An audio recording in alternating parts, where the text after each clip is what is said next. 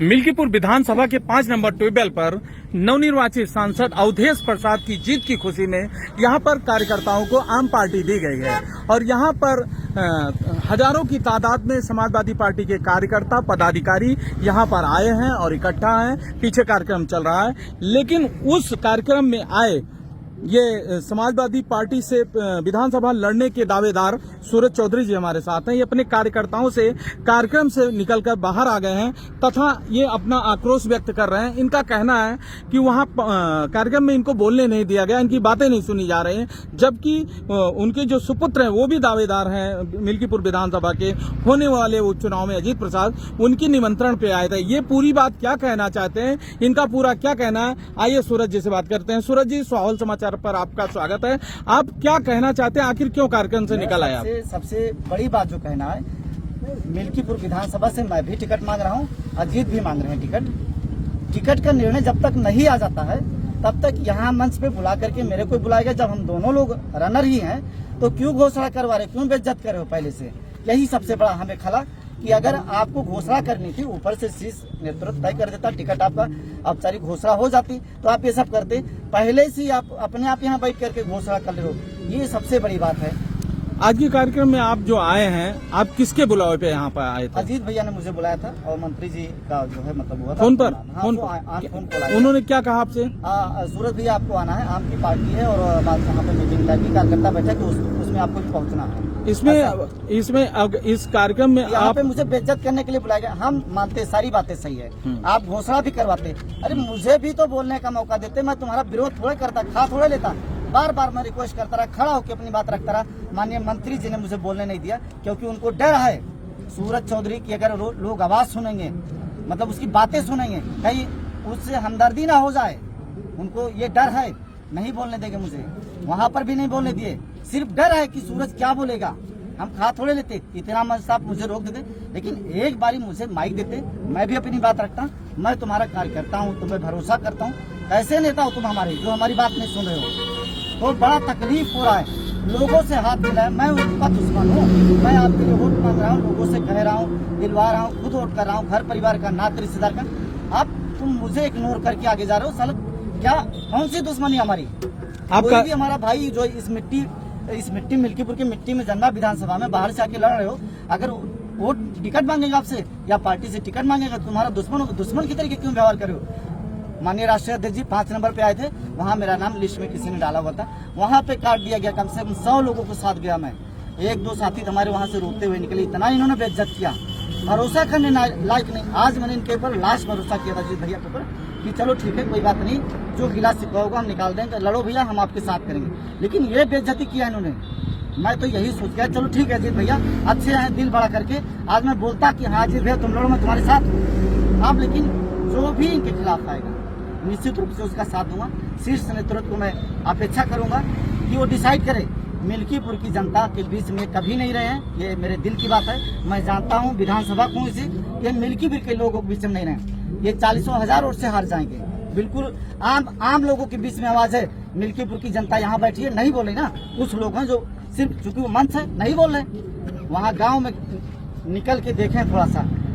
एक ही आवाज है, एक ही घर में सब कुछ चाहिए।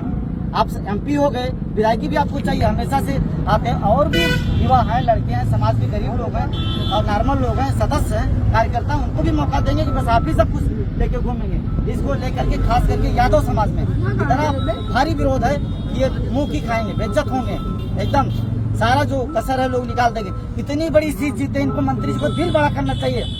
मतलब अयोध्या जैसी सीट जो विश्व प्रसिद्ध सीट है, आप जीत गए हो और एक कार्यकर्ता आपके बुलाने पे पार्टी देते हो, आता मिलने के लिए, और आप उसे हाथ मिलाने से बाइकाट होते हो। थ्रू है तुम पे मंत्री जी, बेइज्जत करते तुम मिला करके। आपने हाथ न मिला करके बहुत गलत किया है। आप हाथ मिलाने गए थे, उन्होंने हाथ नहीं मिलाया? सबसे मिलाते गए, मेरे को देखा तो साइड हो गए। आपसे हाथ नहीं मिलाया, आपको इग्नोर किया मंच पे बोलने के लिए मैंने बहुत हाँ कई बार प्रयास किया आपने कि हमको माइक दिया जाए। मैंने रिक्वेस्ट किया, अजीत भैया से कहा, मंत्री जी से कहा, वहाँ के जो और लोग हैं जो नेतृत्व उसको संचालन करे थे उनसे कहा, उन्होंने सुना। मंत्री जी से पूछा कि इनको सूरज चौधरी बोलना चाह रहे, इनको बोलने दिया जाए कि ना बोलने दिया जाए। मंत्री जी ने मना कर दिया कि नहीं, सूरज चौधरी को नहीं बोलने देना। अरे अब साला शेर और खा लेते, अरे बोलने देते, मुझे भी कोई बात बुरी लगती मुझे मना कर देते कि सूरज भाई तुम ये नियम के खिलाफ है, ये मत बोलो, अरे बोलने दो, लेकिन खा लेते हम आपको। अजीत ने मना कर दिया और मंत्री जी ने, दोनों लोगों ने मना कर दिया, उनके इशारे पे। ये उनका व्यक्तिगत कार्यक्रम है, हो सकता है उनको ये कार्यकर्ता बैठक है, कार्यकर्ता उनका व्यक्तिगत नहीं है, ये कार्यकर्ता बैठक है, आम लोगों को बुलाया गया था, मुझे भी बुलाया गया था, कार्यकर्ता एवं पदाधिकारियों को आम खाने के लिए बुलाया गया था, ना कि बेइज्जत करने के लिए। आप हाथ मिलाए हम खुश हो जाते, नहीं बोलते, कुछ नहीं बोलते, ये तो सबसे ना मिलाते। एक आदमी को, सूरज चौधरी को, कौन सा ऐसा गुनाह किया तुम्हारे साथ में? मंत्री जी आपको बताना चाहिए। आपने मेरे को बोला, मुझे आज बोलना पड़ा, आपने बोला पास बनवाते। कितनी बारी शशांक का व्हाट्सएप लोगों चेक कर लीजिएगा, डिलीट ना करें, व्हाट्सएप शशांक जी का चेक कर लीजिएगा, उनके व्हाट्सएप पे कितनी बारी उन्होंने मेरी आरसी ली, नहीं बनवाया मेरा पास। क्यों? ये वही जाने। मेरे को लखनऊ बुलाया गया माननीय राष्ट्रीय अध्यक्ष से मिलवाने के लिए, नहीं मिलाया गया। मंत्री जी से आप लोग पूछिएगा कि सूरज चौधरी को क्यों नहीं मिलाया, क्या गुनाह कर दिया सूरज चौधरी ने? आपको मिला देना था, मैं आपसे बड़ा थोड़ा हो जाता, आपका बच्चा होता। आपकी उतनी राजनीति करते हुए टाइम हो गया, जितनी मेरी उम्र नहीं है, मैं आपकी बगावत क्या कर सकता? मैं आपके खिलाफ एक लफ्ज कभी बोल ही नहीं सकता। आज तो सूरज चौधरी सिर्फ इसलिए आया था कि अजीत भैया से मिलकर के कहता, भैया अजीत भैया तुम चुनाव लड़ रहे हो, हम भी आपके साथ हैं, लेकिन तुमने बहुत गलत काम कर दिया। आज जो हम आए थे कि ठीक है अजीत भैया तुम्हें टिकट मिल रहा है, तुम लड़ो, हम तुम्हारे साथ हैं, तुम्हारे हर जिंदाबाद को मैंने जिंदाबाद किया। फिर तुमने इतनी ओछी हरकत कर दी। इतनी देर हो गया, कोई आपको मैसेज आया अंदर से? 3 घंटा, मुझे नहीं पता, मैं अभी मोबाइल नहीं देख रहा हूँ, कोई मैसेज नहीं आया अभी। उनका मैसेज अब मुझे एक्सेप्ट भी नहीं, अब नहीं मैसेज एक्सेप्ट है। इतनी ज्यादा नाराजगी है। कोई इंसान रहे तो बेकार है वहाँ पे। मतलब सोचिए कि आप उनका भरोसा जीत कर अपनी मांग पूरी करना चाहते थे। आज मुझे मांग नहीं थी, आज तो मैं सिर्फ इसलिए आया था कि अजीत भैया से मिलते, ठीक है यार तुमको टिकट मिला है, चलो तुम ही लड़ो यार, ठीक है, इसीलिए आया था। बात भी हुई थी, लेकिन इतनी गिरी हुई है, हरकत करेंगे, मुझे इसकी आशा नहीं। मिल्कीपुर से निश्चित रूप से मैं चुनाव लड़ूंगा और समाजवादी पार्टी से लड़ूंगा, जीते जी तो मैं इनको नहीं लड़ने दूंगा। आप खुद चुनाव लड़ेंगे? समाजवादी से ही लड़ूंगा मैं, उसके लिए कुछ भी करूंगा, मरूंगा। आपको एकदम करो या मरो की स्थिति में है। इतना अपमान कर दिया, मैं राष्ट्रीय अध्यक्ष जी के यहाँ जाकर के धरना दूंगा, जल्दी भूख हड़ताल करूंगा। मेरी बात सुने हो, इतना बेइज्जत क्यों? कभी आपने वहाँ जाने का प्रयास किया? लोगों को बेइज्जत किया, मेरे अकेले सूरज चौधरी का अकेले बात नहीं है, और भी लोगों को बेइज्जत किया हुआ इन्होंने। जल्दी मैं वहाँ भूख हड़ताल करूंगा, अगर मेरी बात नहीं सुनी जाएगी तो। पहले मैं जाके मिलूंगा, अगर मेरे को मेरी बात रखने का मौका मिलेगा तो ठीक है, नहीं तो मैं भूख हड़ताल करूंगा। कई वर्षों तक मैंने माननीय मंत्री जी के साथ लग करके इनके बच्चे के तरीके लोगों से वोट मांगा, हर चुनाव में इनका साथ दिया, जिताया इनको। अगर मैं टिकट मांग रहा था मत देते, लेकिन इतना मतलब तिरस्कार तो मत करो, बेइज्जत कर हो।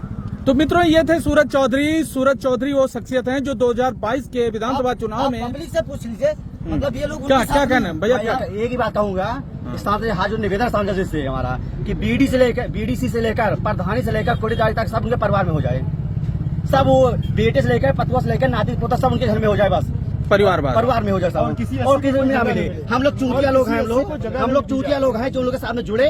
आज हम लोग को युवा को कोई साथ नहीं मिल रहा है, कोई साथ नहीं दे रहा हम लोग का। हर चीज उन्हें लोग के पास हो जाए, वो अपना राजनीति खेले वो लोग, मैंने खत्म हो जाएंगे। ऐसे कुछ लोग हैं, तुम्हारा भी पाँव छू, तुम्हारी बहू का छू, तुम्हारे बेटे का छू, यहाँ तक तुम्हारी नाती का भी मैं पाँव छू। मेरी ये जिंदगी है, मैं पढ़ा लिखा नहीं हूँ क्या, मैं पागल? ऐसे कुछ लोग हैं विधानसभा में, मैं नाम नहीं लूंगा, जो ये चाहे वो खत्म हो गए हैं, जो ये चाहे मेरे परिवार में सब कुछ हो जाए वो खत्म हो गए।